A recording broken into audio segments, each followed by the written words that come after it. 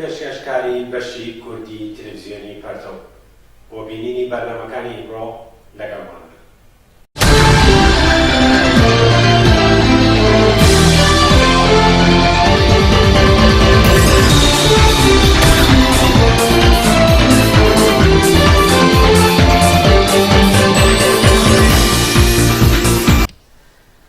بینەرانی ئازیز و خۆشەویستی تەلەڤیزیۆنی پەرتۆم کاتتان شاتی وادارم لار چۆن ساڵ و سڵامەت بن. ئەو بەکری شەریزادام لە بەرنامەی فرا لە خزمەتتانە بۆ پێشکەشکردنی بەرنامەی ئەوڕۆی تەلەڤیزیۆنی پەرتۆ.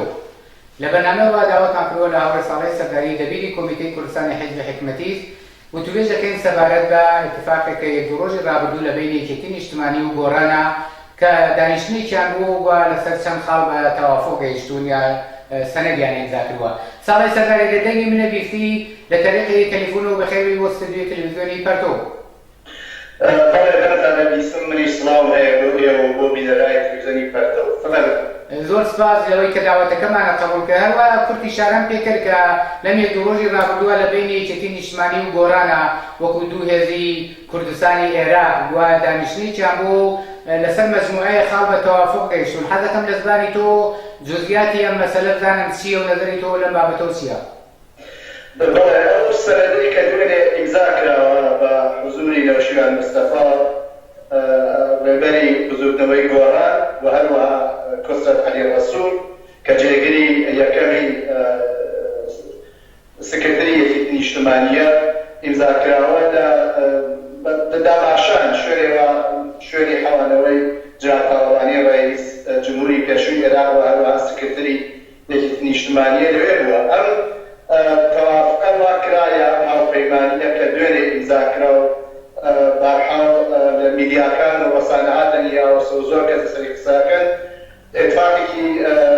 ئێبتدا بەساکن نەبووە. ئەمە لە ساڵی 2012ەوە بەلەوە جاپاوەڵانی نەخۆشکەوێ لە دەباشان کە لە تەوافقنامەی دەباشان نەشر بووە. خطوطی ئەسلی و محورای ئەسلی ئەم هاوپەیمانیە دوای ساڵها لێبڕاندەیەک ئیمزا کراوە. دوێنێ ئیتر دوای 4 ساڵ بەسەر ئەمە دوایەوە کە بەرحاڵ تاوتویان کردوە لە نزر خۆیان و ئەم تەوافقنامە ئیمزا کراوە و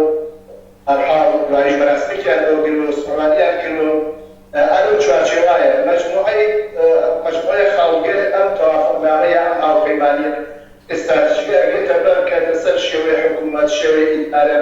شێوەی لە نزەرخۆیان بەرخۆ بە ئازادیەکان شێوەی حکوومەت بەڕێوەبردن لە هەرێمی کوردستان ئایا پارلەمانی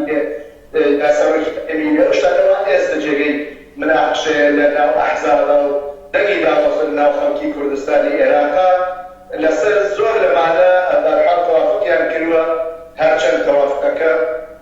مخالفینی لە ناوخۆی یەکێتی و لە ناوخۆی هەتا شەکەم لە گۆڕانیش بووە. بەڵام ئەو مەخلوقە ئەکسەرەتی ڕاهبەری ئەم دوو جەریانە کە هەر یەک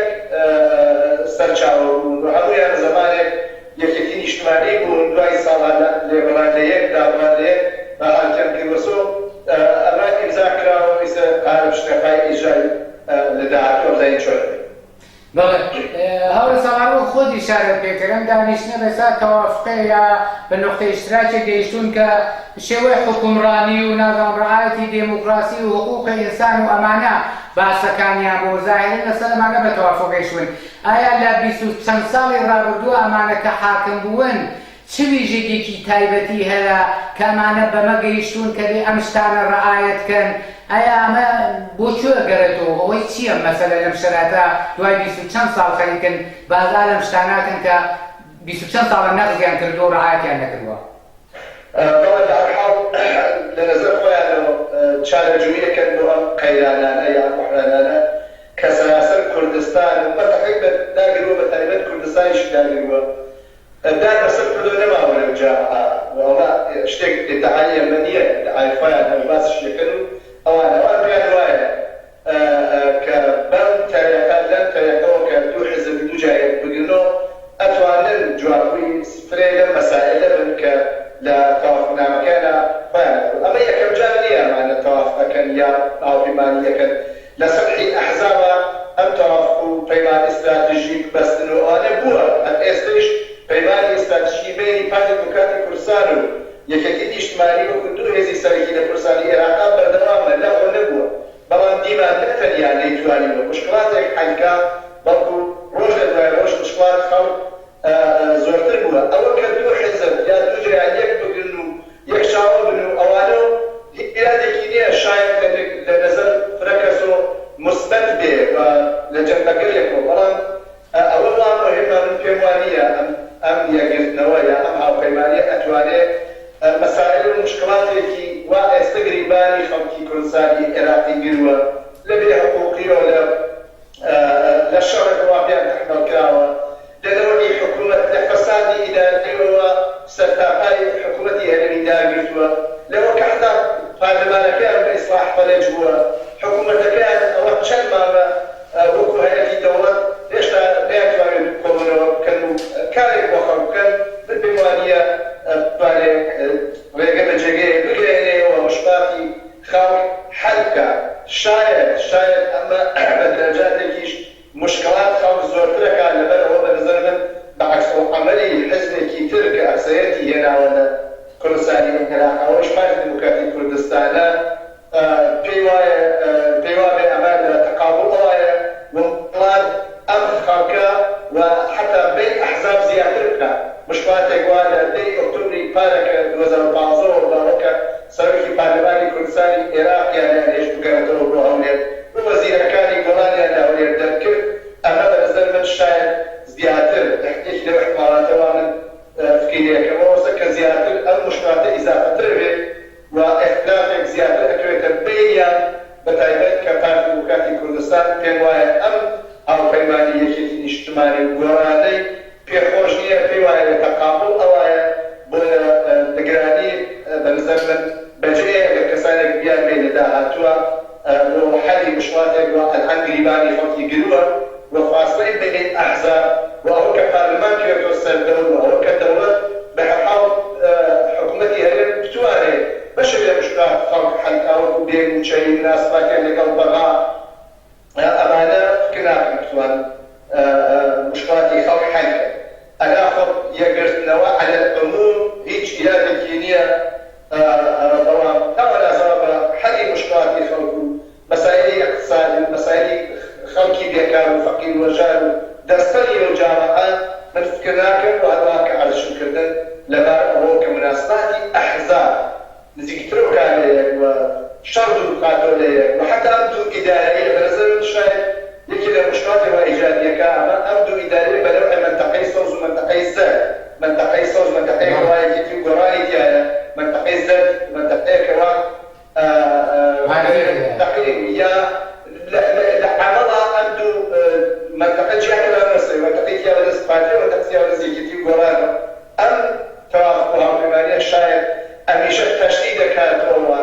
من فکر ناکەم بتوانێت کۆمەکێک بە حەلی مشکلاتی خەڵکی کوردستانی عێراق بکات. هەلو خۆدەم کەلیمەی ئاخر لەوە دەست پێکەم کە پێت وانییە مشکلاتی خەڵک حەلکە ئایا ئەم دانیشتنە ئەم تەوافقە لە تەری 20 چەند ساڵی ڕابردووە وا نیشانەدا ئەنگار مانەیەک لە پێش ئەوە بووە کامانە دێموکراسی و حقوقی بەشەر و نازانم قانون و مقرراتێکە ڕەتی بە جامعە بێ ئەنگار لە کەسێک تر داواکەن یان مانەیە تر بووە ئایا پێت وانییە هەر بەم دەلیلاوەی کە مشکلە و مانۆ و سەرلێشەوایی خودی ئەم ئەحزابانن وا لە قودرەتان پێت وایە ئەم تەوافق و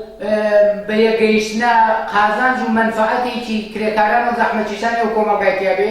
یا هەر وەخت کڕینە بۆ خۆیان من پێم وانییە لە ماهیەت ئەم ئەحزابانیە لە 25 ساڵ 26 ساڵەوە ئەمەمان وتووە کە لە ماهیەت ئەم حزبە ناسیۆنالیستانە نییە کە بتوانن مەسائل و مشکلاتی اقتصادی کرێکار و زەحمەتکێشانی ئەو جامعە حەل بکەن بەڵام غێر ئەز ئەمە مەسائلێکی تر هەست مەسەلەی شەڕ هەیە مەسەلەی چۆنێتی ئیدارە هەیە ئیدارەکردن هەیە مەسئلەی مناسباتیان هەیە لە بەغاکان ئەم شێواوە تا 2 ساڵ لەمەوە بەر بالاخره 70% لە داهاتی عێراق هات بۆ کوردستان ئیسە بەبوون ئەم مشکلاتات و سەفەرۆ ئەمە قەت بووە لەلایەک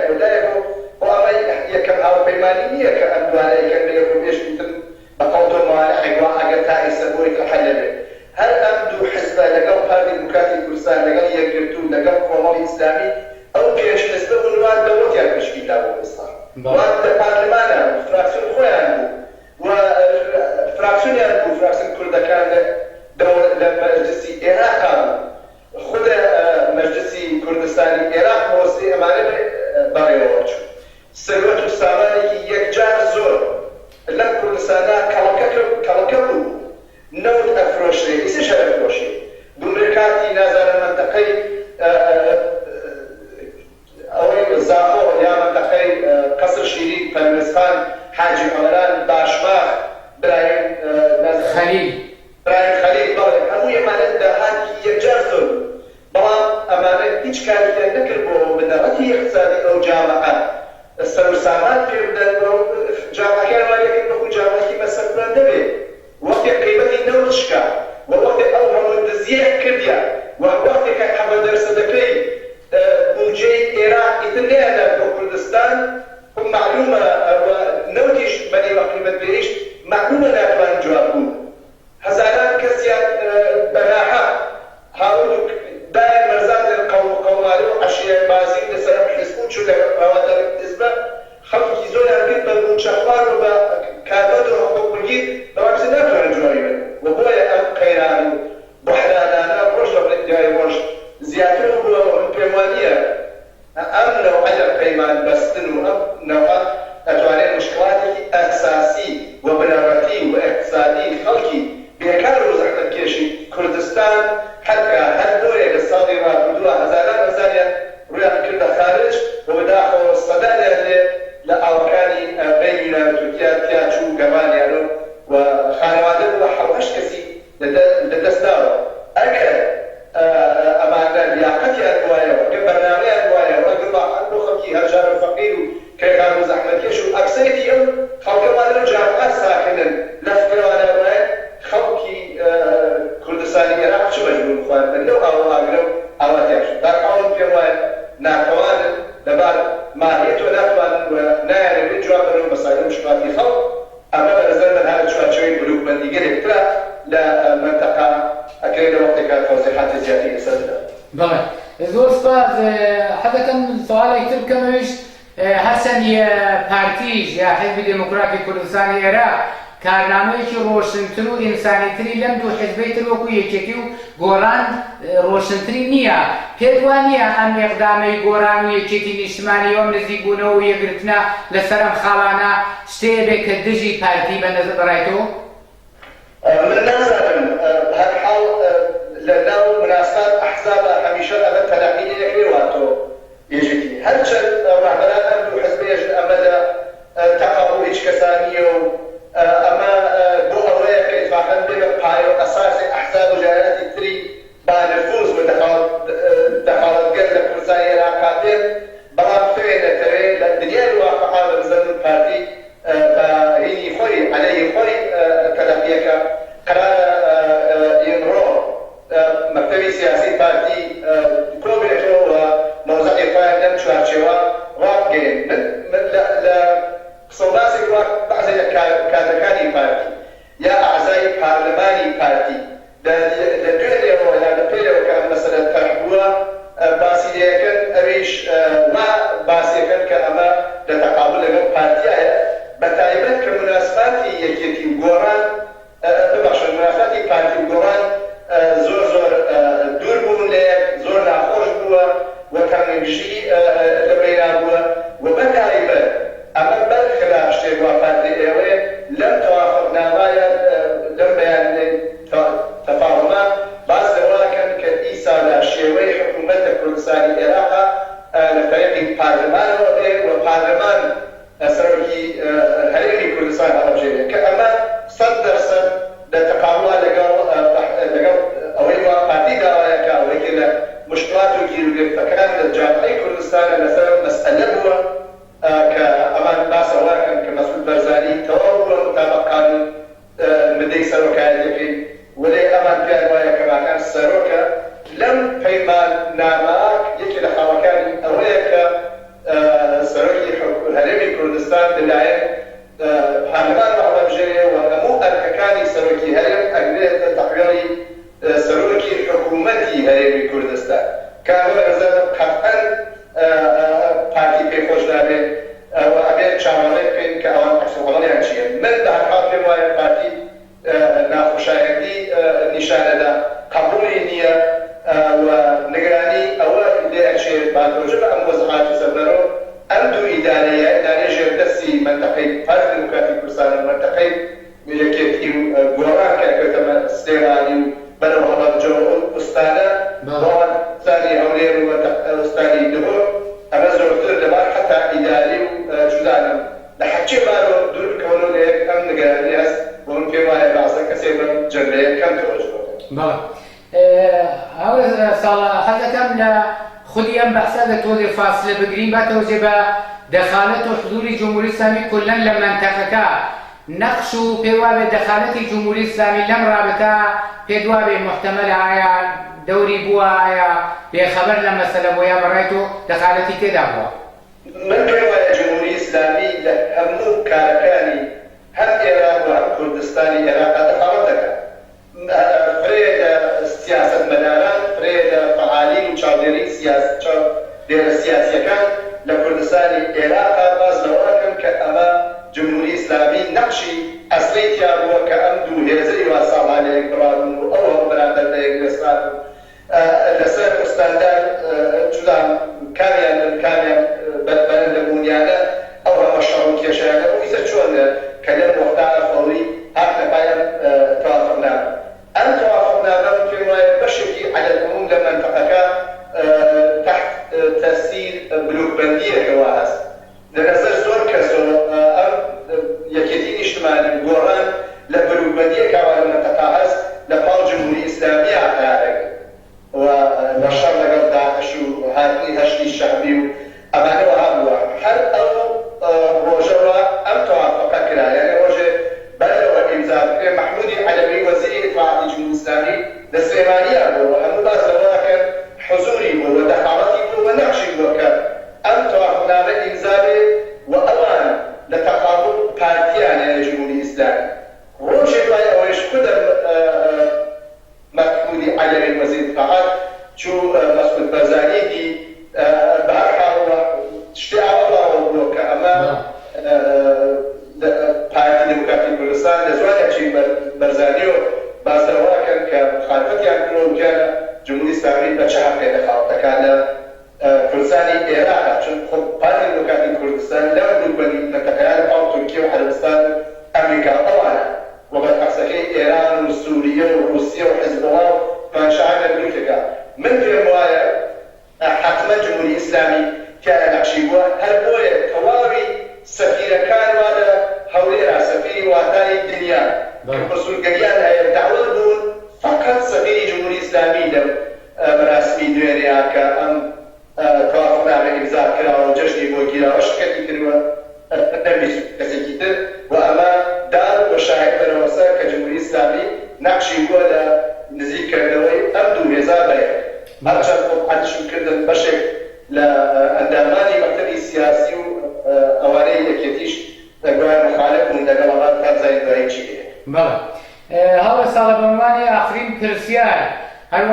وقت خوش دي شارت بيكر كا 20 سال رابطو حاكميتي أما حزابانا هیچ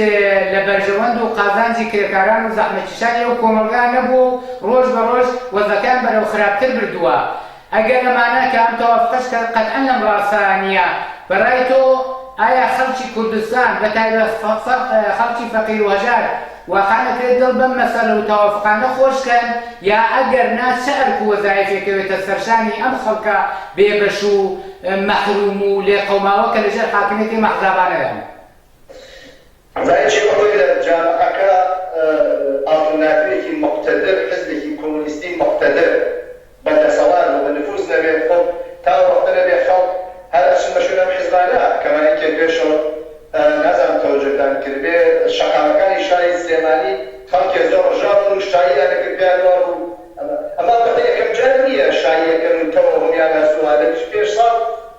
صار رابطوها همیشه مطلقیه کرو شایعه کرو و شایعه خراب نیه. می‌دونید هرچه کسی همیشه شایعه بی. برای ما ویدیو نکنو دوای شایعه که شو زیادن مثلا دی زندگی هم چیه بی؟ آیا خوشبخت‌تر بن؟ آیا فقیرتر بن؟ آیا بیکارتر بن؟ آیا آزادی کار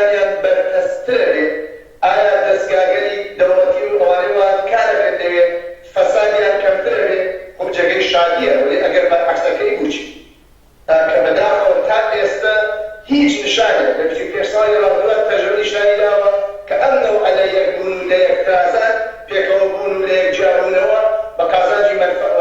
منفعەتی خەڵک نەبووە، جابەجایی قدرت بووە، دوزانم مانۆری قدرت بووە لەبەرەی ئەحزابی مەوجودە، گاهەرجیا بوونە زۆر لە یەک تەقەیان لە یەک کردووە و